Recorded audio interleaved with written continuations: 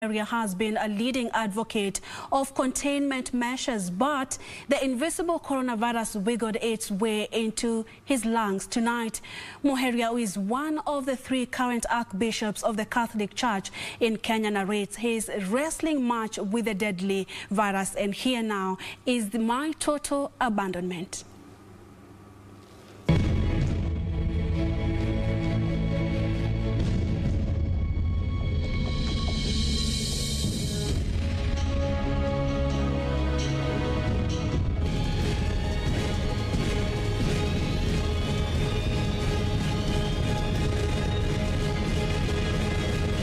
We are in a COVID war.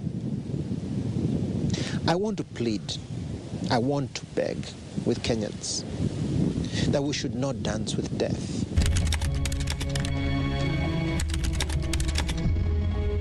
The time an ambulance came to pick me, and that was a difficult moment, or a moment of understanding that things were grave. It came to pick me from my place of isolation, and the attendant in the ambulance took my vitals, and he got alarmed, very alarmed. So I can say I remember very clearly the drive of the ambulance. I was isolating somewhere in Limuru to Mata, and it was an urgent drive, let us say. When I reached Mata, there is no doubt the doctor told me my situation was grave.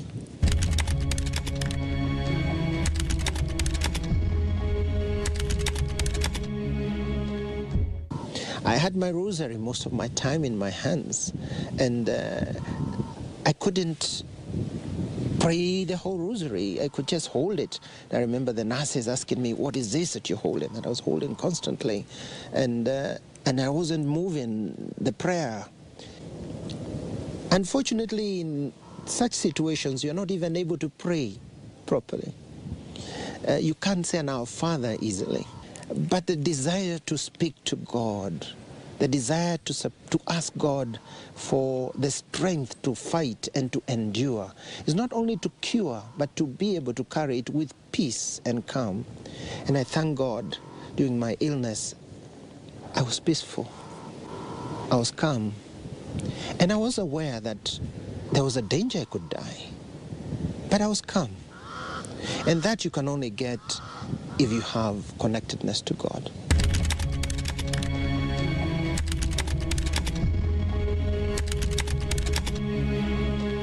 My abandonment was to God, that who would cure me.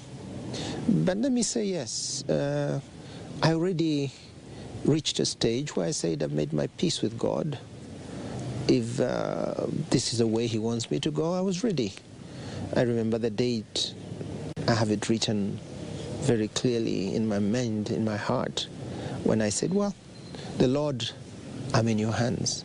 And that abandonment also helps you to fight. It isn't an abandonment of let me die. It's an abandonment of saying, Lord, I'm in your hands. You can cure me. But if you want me in your presence, I want to be prepared. And that's why the spiritual assistance helps, because then you don't face that with fear. You face that with peace. I wouldn't say it was a down moment. I'll just say it was a most critical moment that I experienced. I was communicating with other people, and I made it obvious. I announced that to my priests, of course to my family, that I had COVID, and also I told them the gravity of my illness.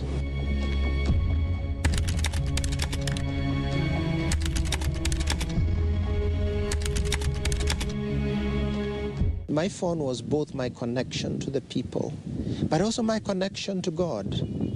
Because when I couldn't pray, I put music that would help me pray, that would help me feel God's presence.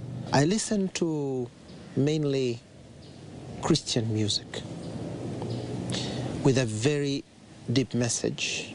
There are amazing songs, both in Kikuyu, both in Swahili, both in even pop, what you may say, Christian music, yeah, the faithfulness.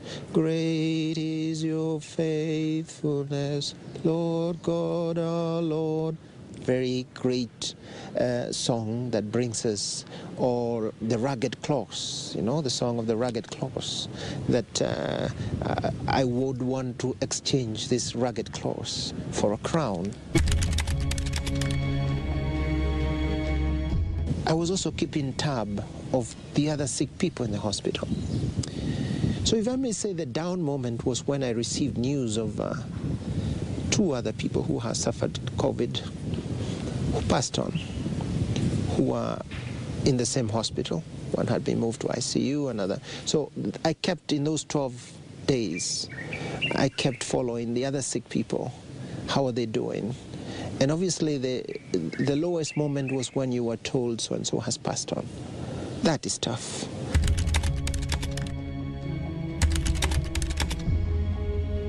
Our safety net really is to know that we're in God's hands.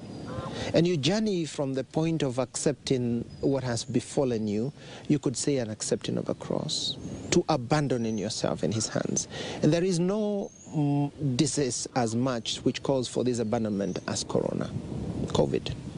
Because you know, if it was a disease that you know there is a treatment, so you can put a bit of trust in the treatment, in the medicine. If it is something about surgery, you know you put a bit of trust in the surgery. Here, the trust is only in God, and that he will give your body the strength to fight this virus. Because we all know, to date, I know there has been some recent announcement that possibly there's some treatment coming, but up to now, there is no direct treatment for COVID. I don't know where I got the illness or the infection. And it is true, I'd put a lot of effort, not only to sensitize people, but myself to live wearing the mask and following the protocols. And when the reopening just happened after the first wave, we had the idea of reawakening, strengthening, and making the people somehow get back in touch, reconnection with God.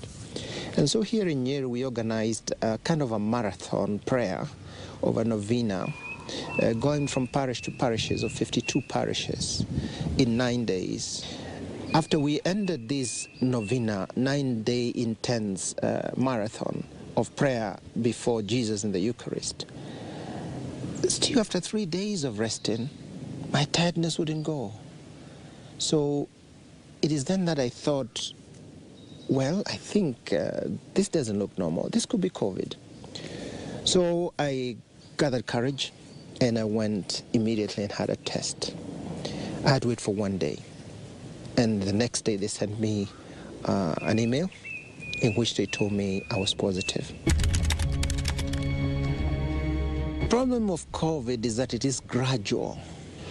It doesn't hit you at a go. It gradually comes over you. It's like a cloud of darkness. You feel your energy going down. You feel you're unable to breathe. Even your movements are impaired because you get very tired. You feel even your thinking starts slowing down. We have so many who have decided they are pseudo doctors. People who are trafficking in the WhatsApp, in the social media. This is the remedy. Take this and you get cured. Don't need to go to hospital. You don't need to do... And it's unfortunate that some of the people we are losing them because they don't get help on time. I want to urge any Kenyan, please don't trust. Don't trust yourself. Don't trust those remedies. Go to a doctor. That's why they are doctors. They're trained. And they'll tell you how to go about it. Go to a nurse. Don't self-medicate, because if you do, unfortunately, you're putting yourself in that path of perhaps even losing your life.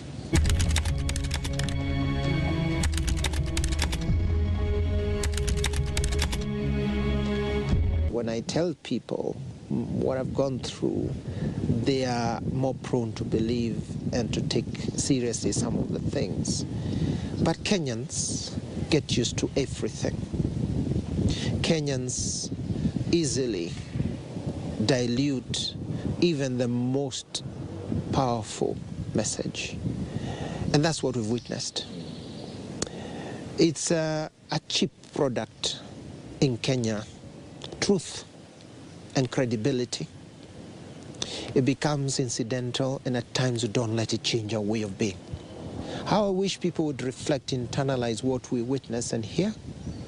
Many Kenyan citizens just go on a very light mode about things, even in their own family experiences. They have fantastic and powerful experiences in their family, but within 1 month, it's forgotten. It doesn't have relevance. That's what we have been made to believe in our culture in this country, that things are just like shooting stars. We forget. How I wish people would understand the sun that is blaring on them to change.